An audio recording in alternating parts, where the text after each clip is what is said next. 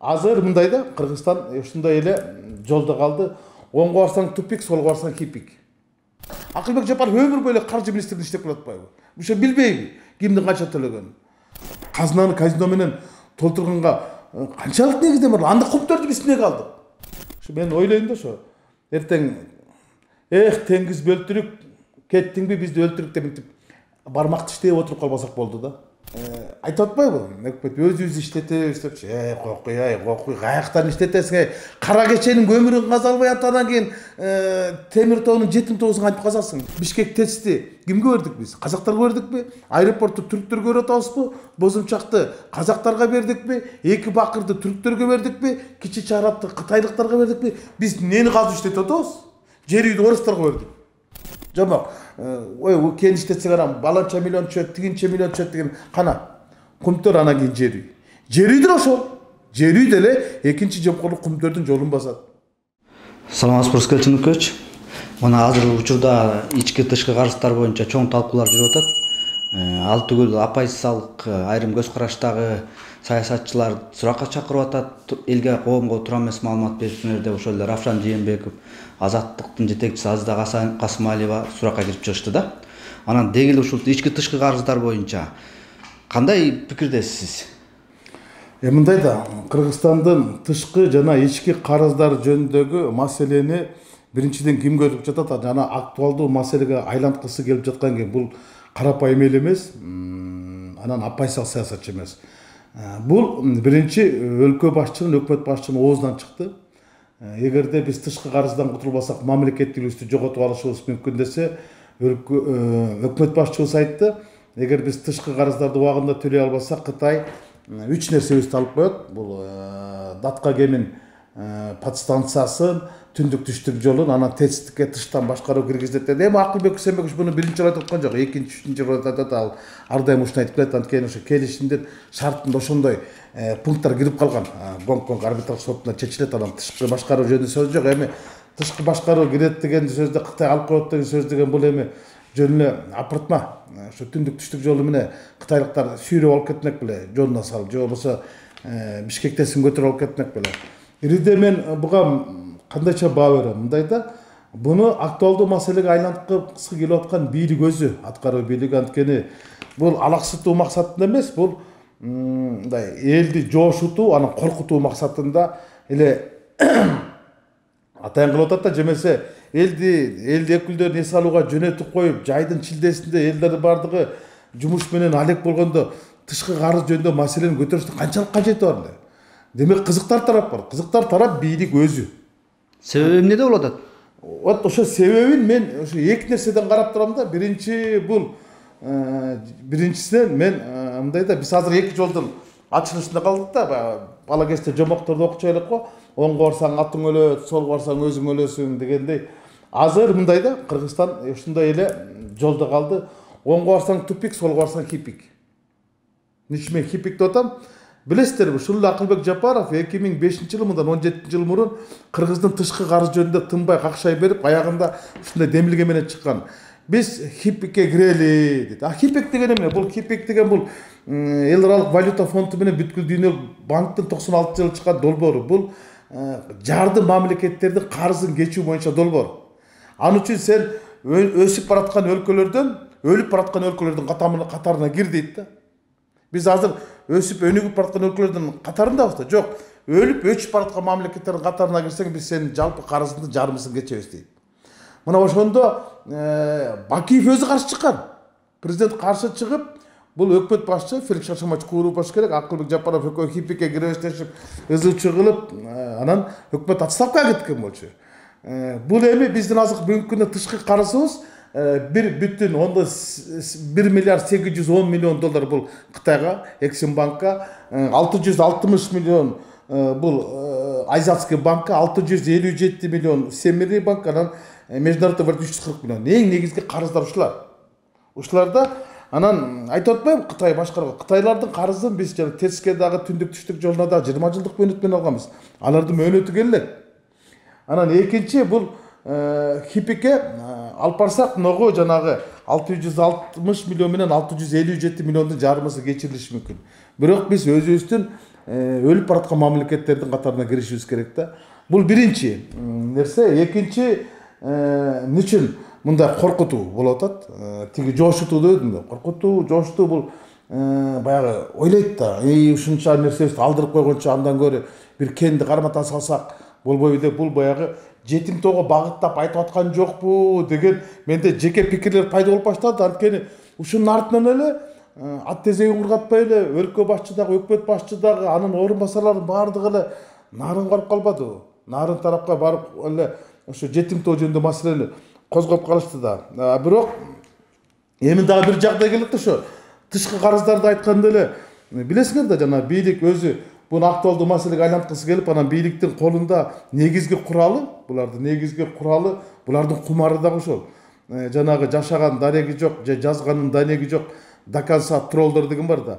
Ошолорду айдактап коет, анан алардын баардыгы эле жабырт эле жазып калды. Ой, илгерки президенттердин баардыгы карызды алып берген экен, азыркы байкуш өкмөт ошону төлөп бүтө албай атат депчи.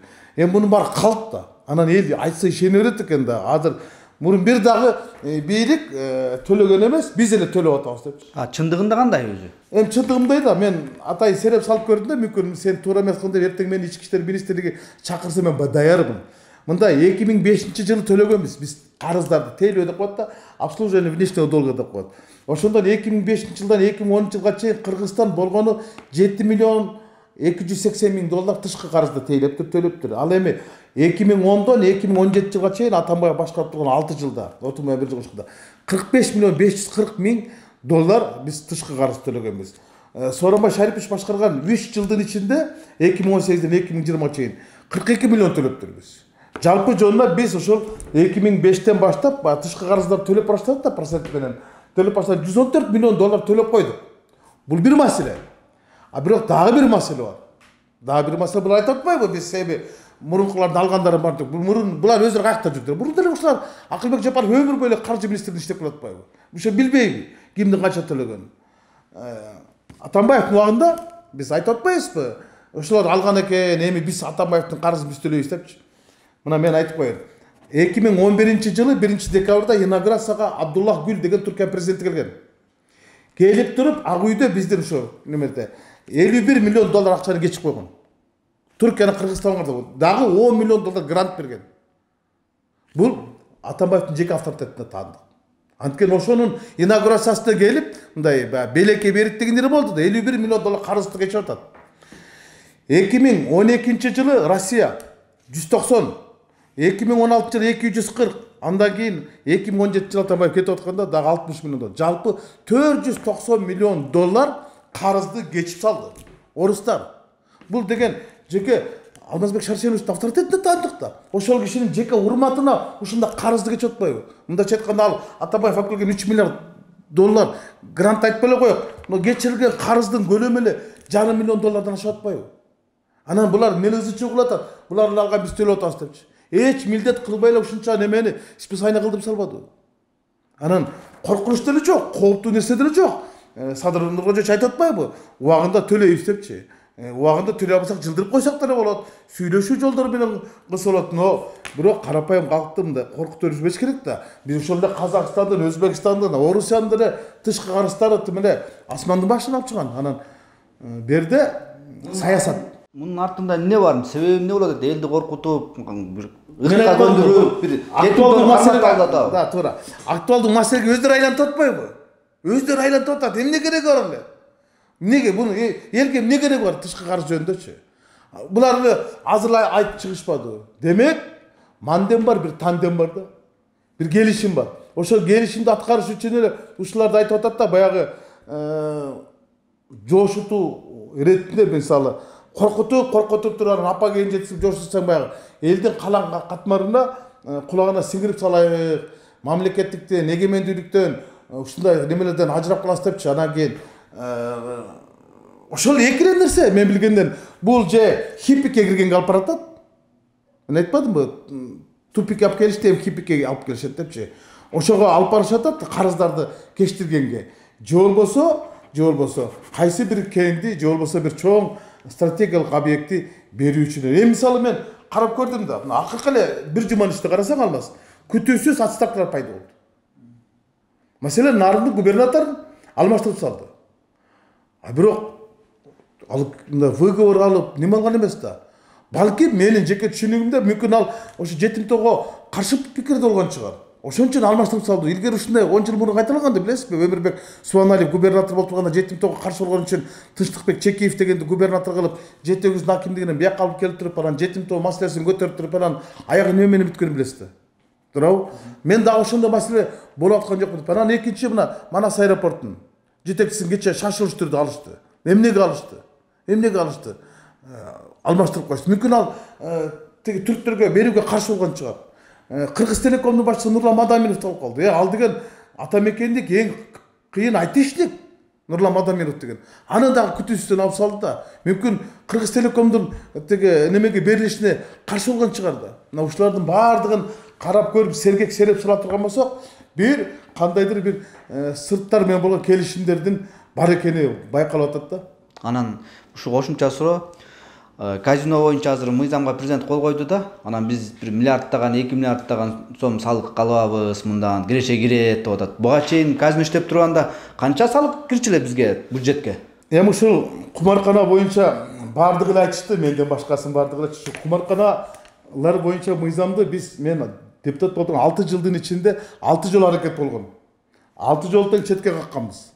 Бирөөсүнүн акыркысында биринчи окуудан өтүп кеткен. Эки депутат демили керек болчу да. Ошондо экономика министрлиги справка обоснования деп коет, негиздеме жазган. Болжолдуу түрдө 600 миллион сом киреше түшөт деген. Булар анан каяктан 2 миллиардты жазып алышты, мен түшүнбөй атам. Ал бүгүн эле куруп койсо эртең түшүп калат акча эмес да. Дегеле мына акыркы 10 жылдын ичинде биз кумарканалар жок эле бюджетти толтуруп жүрбөдүкпү? Эл кадимкидей эле жашап жүрбөдү, кумарканасы жок эле. Анан кийин тонировканы киргизди, туурабы? Ошо бюджетти толтурабыз деп. Бюджетти толтуруп тонировканы киргизди. Канча деген жол кырсыктары азыр быйылкы жылдын жол кырсыктары былтыркы жылдын жол кырсыктарынан 2 эсеге ашып баратат. Адам өлтүрүп, эми көрүп атасыздар да, күнүгө эле ДТП, күнүгө эле согуш малындай адамдарга өлүп атпайбы? Анан кийин андан бюджет толбосо, анан кумаркана менен бюджет толтурабыз деген эми казына менен казино уйкаш, өлүм менен өлүм, адам менен арам дегендей элечи. Бирок казынаны казино менен толтурганга канчалык негиздеме бар? Анда кумтөрдү биз эмнеге алдык? Кумтөрдүн пайдасын анда анын өткөндөн биз эмне пайда таптык? Эгер казынабыз толбой атса, бюджетте тарчыштык болуп атса, кредит алып атсак сырттан. Анан кийин анда эмнеге былтыр ооз көптөргө айтып чыктык, 300 миллион доллар менен январга кирдик деди. 300 миллион долларды эмне шамала учуруп кетти. Кана ошол 300 миллион доллар? Профицит менен чыктык деген болчу. Профицит менен чыкты. Кана ошол акча? Мына азыр айтып атпайбы тиги? Алтайдын отчету беришпеди. Салыктан 68 миллиард, бажыдан 29 миллиард, 30 миллиард, 100 миллиард түштү депчи. Жарым жылда 100 миллиард экен да. Анда эмнеге 400 миллиард дейт? Анда жыл өтөөнчө 200 болот экен да. Консолидированный бюджет 400 миллиард өйдө эле. Ал акчаны кайдан да? Эмне түшпөй атат? Анда эмне үчүн дагы биз карыз үстүнө карыз алып атабыз? Мына мен айтпай кетпедим да, тышкы карыз да, ички карыз да бар. Ички карыз бул облигация. Баалуу кагаздарды банктар, улуттук банк чыгарат дагы Кыргызстанда коммерческий банктарга берип коет. Эми залог да. Күрөө катары берип коет да, ошолордо кымбат 14% менен алышат. Ички карыздын да көлөмөсү кетпеди бүгүн. Тышкы Кыргызстандын карызы бул тышкы жана ички карыздардан турат. Тышкы карыз жана мен айтып кеткен цифралар. Ички карыз аябаган өстү да. Мисалы, май айында эле 1 миллиард 250 миллионго облигация чыгартып банктарга жайгаштырышкан мугалимдердин айлыгын бериш үчүн. Андан кийин дагы чыгарышкан болчу да. Демек, ички тышкы карыздардын баардыгы өсүп атат. Анан кийин ушундай өңүттөн анан кийин биз кумтөрдү алгандан пайдасын көрбөсөк анда эмнеге алдык деген сөз бар да. Негизи ушу кумтөрдөн биз канчалык пайда көрдүк же зыян тарттык деген. Анткени уже 4-жылда кол коебуз, келишимге дедиле, уже андан бери канча убакыт өттү, эч дайын билинбейт. Эми тиги Садам Нургулович айтпадыбы, 4 чейин былжырбай тургула депчи. Эми былжырай берсек болот экен да. Мен ойлойм да, ушу баардыгы жашырмыш мамлекеттик комиссиянын мүчөсү катары кумтөр боюнча жалгыз менен жападан жалгыз каршы чыккам. Ушу кумтөрдүн тыштан башкаруу киргизгенине ушулдай немеге. Анткени аягы мен айткан нерсе келип чыкты. Мен 1 жыл мурун парламентте сүйлөгөн сөзүмдү азыр алып чыккыла. Ошондо айткан болчумун. Биз өндүрө албайбыз, биз көндүрө албайбыз дегенбиз. Мына аягы келип ушу келди. Азыр баардыгы жабык. Ушу мен ойлойм да ошо.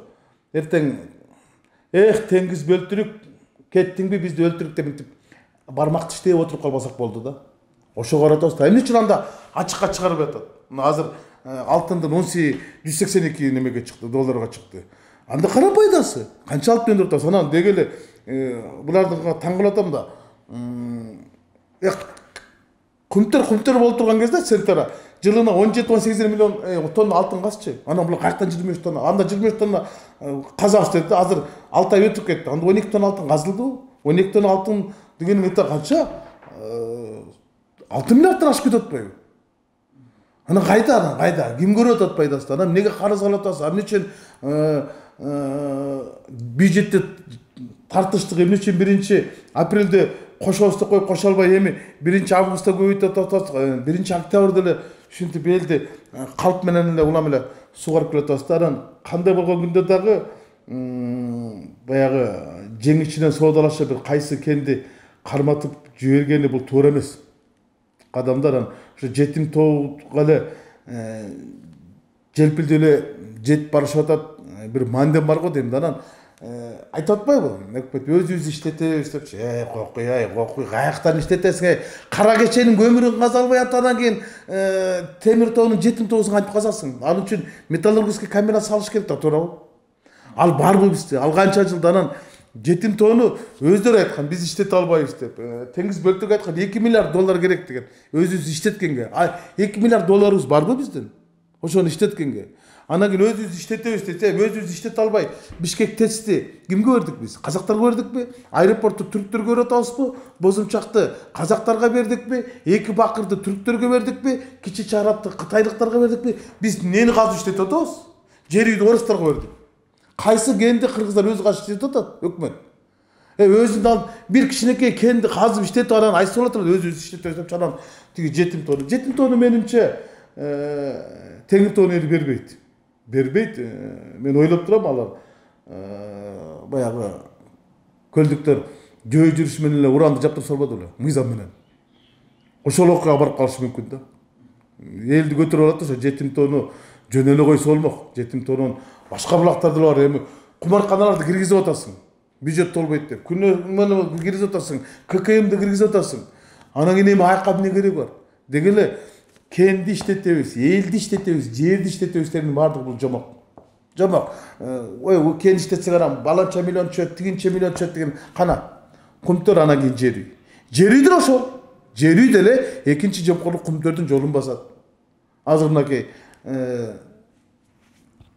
айланыс алтындын түшкөн акчаларын баардыгы оюн зоокко кетирип, эл деле нааразы болуп атат.